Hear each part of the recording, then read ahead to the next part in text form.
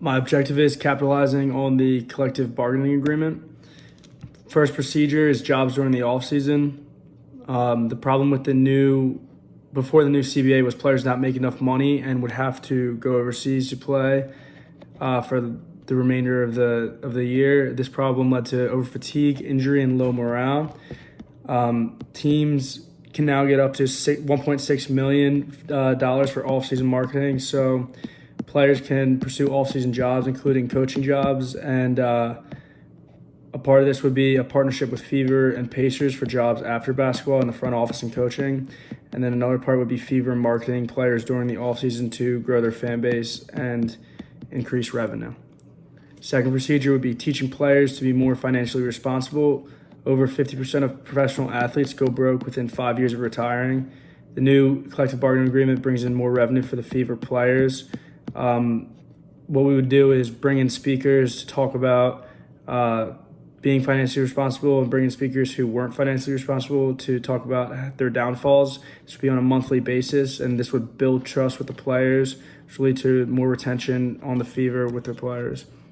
Procedure 3 would be cap space. The new CBA increased salary cap from a little over $900,000 to $1.3 million per team. The player max increased from $117,000 to $215,000. What we would do is sign our young studs to max contracts so we can retain them, and then to get over the minimum, we would trade draft picks for players so we could increase our chance to win, which would bring in fans and revenue. So I was tasked with player personnel for the Indiana Fever. Our objective for this section is to improve overall team play. Improving the team play is essential, especially for an organization that's struggling to get numbers into the arena. Nobody's going to come watch a terrible team play basketball. It's just not going to happen. So some procedures and a way to get back to our winning ways. The first one would be improve overall team stats. We're very subpar in the areas of field goal percentage, rebounding, assists per game, and three-point percentage, and it's really taken a negative toll on our overall team success. We haven't had a winning season in 4 seasons, and we are definitely in a rebuilding stage. So we really need to work with bringing in new players that will help increase those stats and get us back to our winning ways. So the second one is to improve the roster through the draft. Young talent is essential to a rebuilding team. It's a good way to get talent quickly, and people will come to the arena with the buzz around the new players and to see how good they are, and it'll really improve our team to get good players through the draft. And then lastly, we need to improve the roster through free agency. This team needs 2 major things. They need three-point shooting, and they need a veteran presence. For three-point shooting, we can bring in Paris Kia.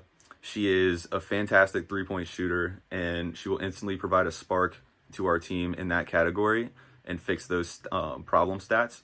The second need, we need a veteran presence. We really lack a veteran presence on this team. We're a very young overall team, and in order to get out of this rebuild, we need to bring in somebody that is a leader that can change our culture around and get the fire lit under these young people's butts, honestly, to get back to really knowing their goal, and that's getting back to the championship game. So my part of the project was front office decisions, such as a new coach, a new GM, and hiring and firing personnel that already exist within the front office. So my first objective would be to fire the general manager and hire somebody with more experience.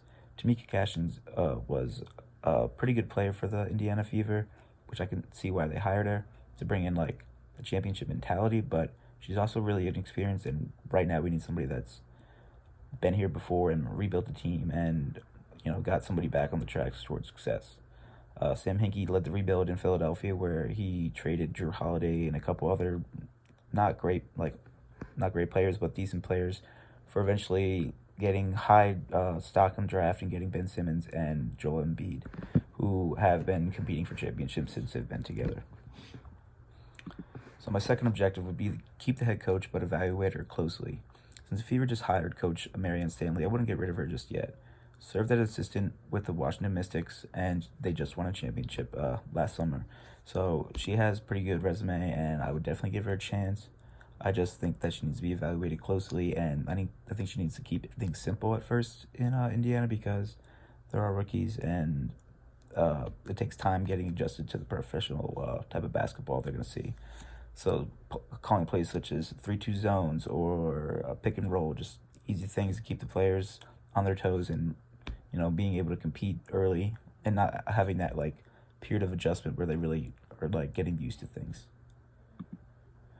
So my third objective would be hiring more personnel and advancing the analytics department they have there at Indiana. So procedure I would have would be increasing the number of scouts a team has. Scouts increase the chances of finding sleeper players that could possibly steal late in the draft. It also increases the level of familiarity that they have with certain prospects. The more analytics a team uses, the more of an advantage they have in the competition when it comes to game planning and even scouting players. Being able to decipher teams' weaknesses and strengths and communicate a sense of what players should be monitored, what players they should be monitoring, will help the front office structure a championship team. Thank you. Objective 4 includes increasing the Fever's revenue. Increasing revenue is vital to any organization, and the Fever should expect to do this by increasing attendance, fan and community engagement, and ticket sales. My first procedure centers around increasing attendance through arena changes, as smaller venues allow for a more intimate fan experience and the opportunity of a ticket sellout. Additionally, adding incentives for fans to attend games will keep fans interested. Incentives such as free giveaways or creating a family-friendly atmosphere are ways to keep fans involved. My second procedure involves becoming more involved in the local community to increase fan engagement. Fans like to feel like their favorite teams care about them. By participating in charities, the Fever organization can give back and show their support. Additionally, increasing direct player contact with fans in person and on social media is important as it allows fans to feel more connected to individual players. Introducing a new team app with a rewards program is another excellent way to engage with fans. The rewards program encourages more purchases from individuals and allows for fans to improve their commitment, both of which will ultimately lead to an increase in the Fever's revenue. My final procedure includes increasing ticket sales by offering ticket packages which encourage fans to purchase tickets for multiple games and to offer a membership opportunity for loyal ticket season holders. Members are exposed to benefits and encourages more participation from fans as a whole. Objective 5 is to increase interest and produce more revenue through marketing, viewership, and sponsorship. A lack of interest and revenue is a problem that is seen across the entire WNBA. According to JOPE 2019, the NBA has $7.4 billion compared to $60 million for the WNBA. Average attendance for the NBA was 18,000 compared to 6,768 for the WNBA in the year 2018. I have come up with 3 procedures that will be used to fix these problems. The first procedure that I came up with to achieve the objective was to use internet-based marketing tactics. I laid out several policies and implementations to achieve Procedure 1, such as revamping and effectively using the Indiana Fever Twitter, Facebook, and Instagram pages. This is needed because our team currently averages a rank of 7th in followers across the rest of the WNBA on those platforms. The next procedure I came up with to achieve the objective was to introduce new methods to enhance viewership. Some of the policies and implementations I laid out to achieve Procedure 2 were broadcasting Fever games on more popular networks, watching games via live stream, and broadcasting games internationally. This is needed because viewership numbers are down across the entire WNBA. The last procedure I came up with to achieve the objective was to create successful partnerships with sponsors. Some policies and implementations that are going to help us create those successful partnerships are emphasizing shared community outreach initiatives, showing potential sponsors benefit of a partnership with us, and highlighting our shared values. This is needed in order to maintain the sponsorships that we currently have that, according to NETCH 2018, much of the WNBA's innovative sponsorship approach is driven by pure necessity.